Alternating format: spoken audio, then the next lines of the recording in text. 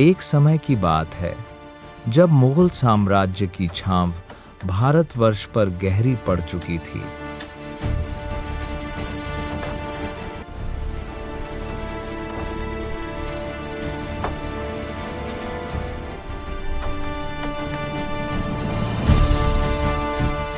उन दिनों भारत के घने जंगलों और पहाड़ों के बीच कुडुमी जाति के एक सम्मानित देश प्रधान के घर एक कन्या ने जन्म लिया।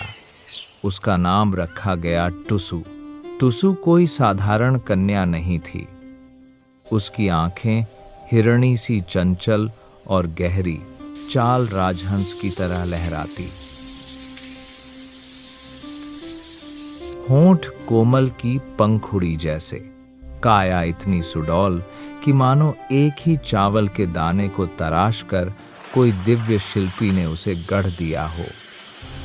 उसकी लंबी जुल्फें कमर से भी नीचे लहराती थीं।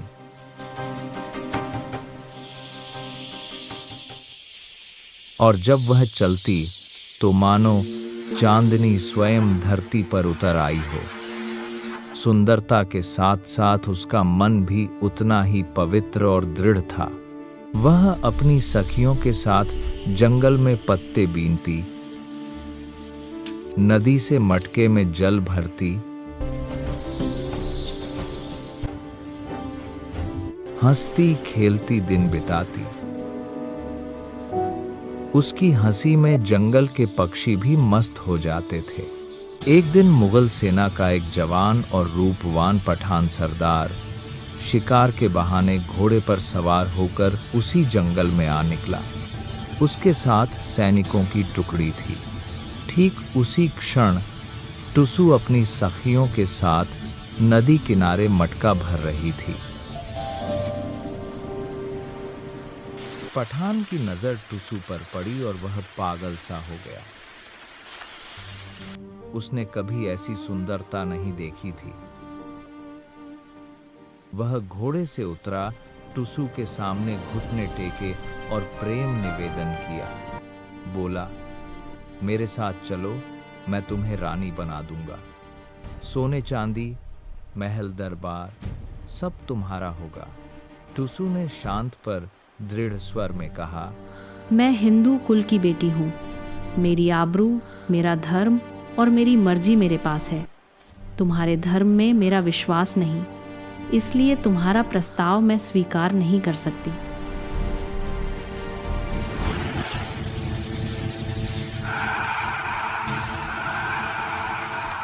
पठान ने हार नहीं मानी। वह टुसु के घर गया, उसके पिता से विवाह की बात की। देश प्रधान ने भी स्पष्ट इनकार कर दिया। क्रोध और कामांधता से भरा पठान रात के अंधेरे में सैनिकों के साथ टुसु को बलपूर्वक उठा ले जाने पहुंचा।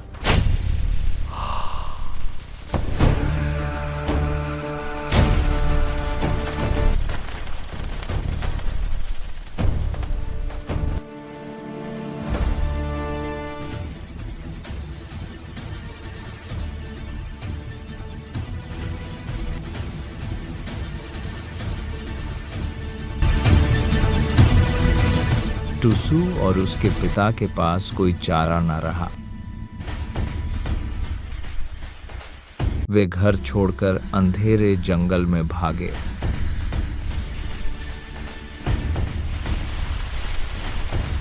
पीछे पीछे मुगल सैनिक।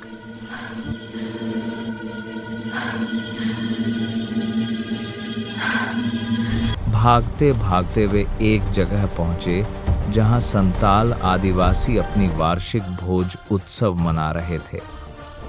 ढोल मादल बज रहे थे, नाच गान चल रहा था।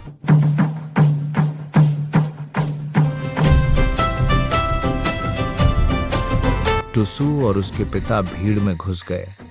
संतालों के साथ नाचने लगे। संतालों ने जब जाना कि ये कुडुमी बाप बेटी मुगल सैनिकों से अपनी आबरू बचाने भागे हैं, तो उन्होंने धनुष बाण उठा लिए और मुगल सैनिकों पर टूट पड़े।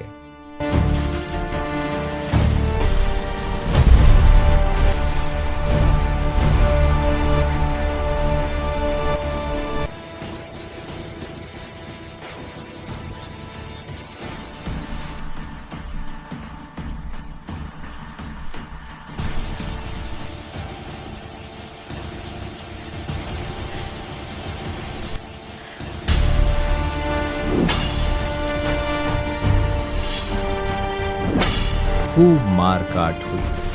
अंत में पठान को पीछे हटना पड़ा, पर पठान ने गांव में धमकी भिजवाई, टुसू को मेरे हवाले कर दो, वरना गांव की हर कन्या को मैं अपनी रखैल बना लूंगा।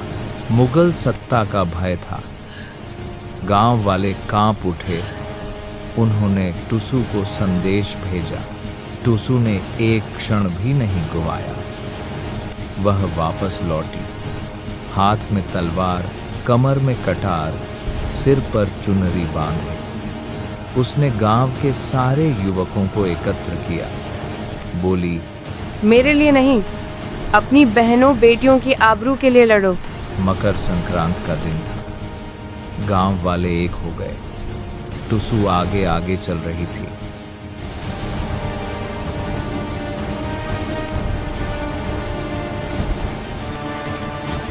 अंतिम युद्ध पहाड़ की चोटी पर हुआ।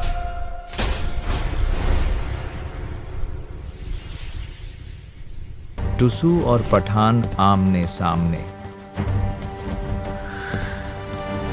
तलवारें टकराईं, धूल उड़ी, खून बहा।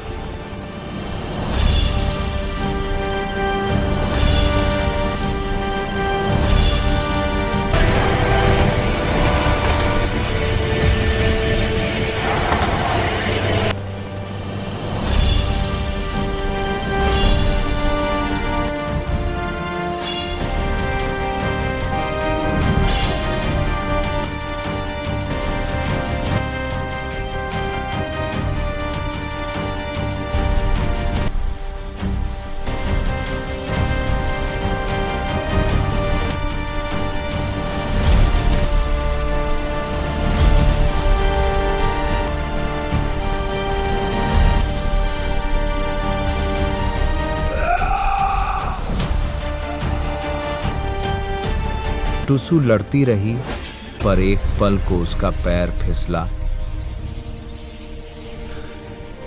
और वह गहरी खाई में समा गई।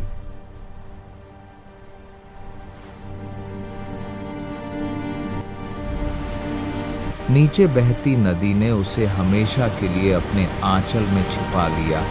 टुसू ने अपनी जान दे दी, पर धर्म नहीं छोड़ा, आबरू नहीं लुटने दी। पठान टुसू को न पा सका।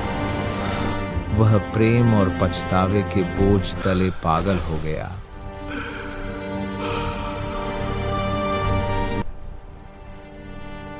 तब से कुडुमी और संताल समुदाय में हर साल मकर संक्रांत में टुसू पर्व मनाया जाता है, एक ऐसी वीरांगना की याद में जिसने मौत को चुना पर गुलामी को नहीं।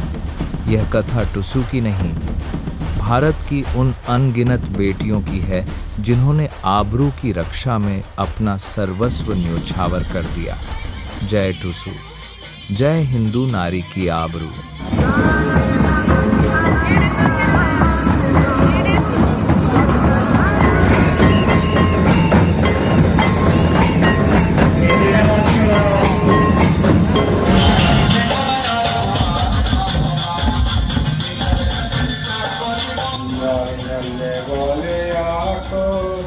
জলে তোমার কে আছে, জল জলে বলে অটো জলে তোমার কে আছে, শিশুকালে মা মরেছে, জলে শ্বশুর আছে, শিশুকালে মা মরেছে।